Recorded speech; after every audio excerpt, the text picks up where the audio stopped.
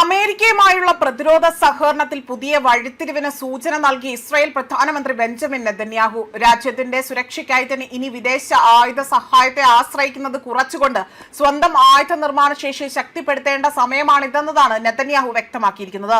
American സഹായത്തിന് അവിടെ നന്ദിയുണ്ടെങ്കിലും ഭാവിയിൽ കൂടുതൽ സ്വയം പര്യാപ്തമായ പ്രതിരോധ സംവിധാനം കെട്ടിപ്പടുക്കുകയാണ് ലക്ഷ്യമെന്നും അദ്ദേഹം പറഞ്ഞു. നിലവിൽ 2018 ഒപ്പുവെച്ച ധാരണ പ്രകാരം അമേരിക്ക വർഷം തോറും ഏകദേശം $3.8 ബില്യൺ സൈനിക സഹായമാണ് ഇസ്രായേലിന് നൽകുന്നത്. ഈ കരാറിൽ 2018 അവിടെ അവസാനിക്കാനിരിക്കെ തന്നെ പുതിയ സുരക്ഷാ സഹകരണ ചട്ടക്കൂടിനെ കുറിച്ചുള്ള സാഹചര്യത്തിലാണ്, അല്ലെങ്കിൽ ആ ചർച്ചകളുടെ ആരംഭ സാഹചര്യത്തെ കുറിച്ചാണ് ഇപ്പോൾ നെതന്യാഹുവിന്റെ ഈ ഒരു പ്രസ്താവന ശ്രദ്ധ നേടുന്നത്.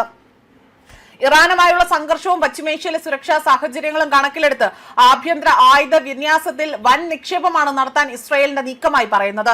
പ്രതിരോധ മേഖലയിൽ കൂടുതൽ സാങ്കേതിക സ്വാതന്ത്ര്യവും നിർമ്മാണ ശേഷിയും നേടുകയാണ് ലക്ഷ്യമെന്നതാണ് സർക്കാർ വൃത്തങ്ങൾ സൂചിപ്പിക്കുന്നത്. അമേരിക്ക ഇസ്രായേൽ ബന്ധത്തിൽ അകലം വർദ്ധിക്കുന്നുവോ, എത്രത്തോളം അകലം വർദ്ധിക്കുന്നുവോ അതോ ഇത് ദീർഘകാല തന്ത്രപരമായ പുനർസംഘടനയോ എന്ന ചർച്ചകളും ഇതിനോടകം തന്നെ അന്താരാഷ്ട്ര രാഷ്ട്രീയ വൃത്തങ്ങളിൽ സജീവമായി തന്നെ ഉയരുന്നുണ്ട്. ആക്രമണങ്ങൾക്ക് യുഎസിനെ അമിതമായി തന്നെ ആശ്രയിക്കുന്നത് അവസാനിപ്പിക്കണമെന്നും സ്വന്തം സൈനിക ഉപകരണങ്ങളെ ശക്തിപ്പെടുത്തുന്നതിലും വികസിപ്പിക്കുന്നതിലും ശ്രദ്ധ കേന്ദ്രീകരിക്കണമെന്നും നെതന്യാഹു സൈനികർക്ക് നിർദ്ദേശം നൽകിയിരിക്കുകയാണ്. ഇറാനുമായും പ്രോക്സി ഘടകങ്ങളുമായുള്ള നിലവിലെ യുദ്ധത്തിൽ ഇത് ഗുണമേ ചെയ്യൂ എന്നും നെതന്യാഹുവിനെ ഉദ്ധരിച്ചുകൊണ്ട് വിവിധ ഇസ്രയേലി മാധ്യമങ്ങളാണ് റിപ്പോർട്ട് ചെയ്തിരിക്കുന്നത്.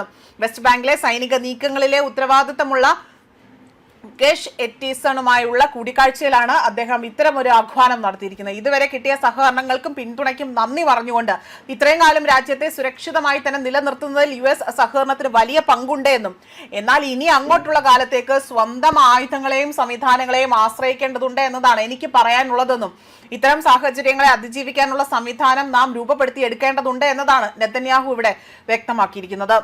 ഇറാനെയും അവരുടെ പ്രോക്സി സംഘടനകളുമായുള്ള പോരാട്ടത്തിൽ നാം അവരെ ആഞ്ഞടിക്കേണ്ടതുണ്ട്. ഇതുവരെയും ഈ പോരാട്ടം അവസാനിച്ചിട്ടില്ല. 30 വർഷമായി തന്നെ നാം നമ്മുടെ ശക്തിയെ ആശ്രയിച്ചു കൊണ്ടിരിക്കുന്നു. ഇനിയും നാം അത് തന്നെ തുടർന്നാൽ, അല്ലെങ്കിൽ അത് തുടരണമെന്നും അത് ഉപയോഗിച്ചുകൊണ്ട് നമ്മുടെ സംവിധാനങ്ങളെ ശക്തിപ്പെടുത്തുവാനും അദ്ദേഹം ഇവിടെ എടുത്തു പറയുകയാണ് ചെയ്തിരിക്കുന്നത്.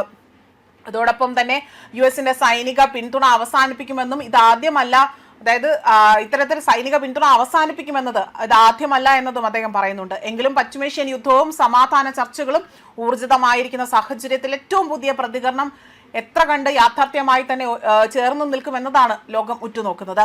ടെക്നോളജിയുമായി സഹകരിച്ചുകൊണ്ട് കൂടുതൽ ശക്തമായി തന്നെ നാം സൈനിക നീക്കത്തെ സജ്ജീകരിക്കുമെന്നതും അദ്ദേഹം ഇവിടെ എടുത്തു പറയുകയാണ് ചെയ്തിരിക്കുന്നത്. അതേസമയം അമേരിക്കയുടെ പിന്തുണയില്ലാതെ ഇസ്രായേലിന് ദീർഘകാലം നീണ്ടു നിൽക്കുന്ന യുദ്ധത്തിൽ ഏർപ്പെടാൻ സാധിക്കില്ല എന്നതാണ് സൈനിക വിദഗ്ധരുടെ അഭിപ്രായം.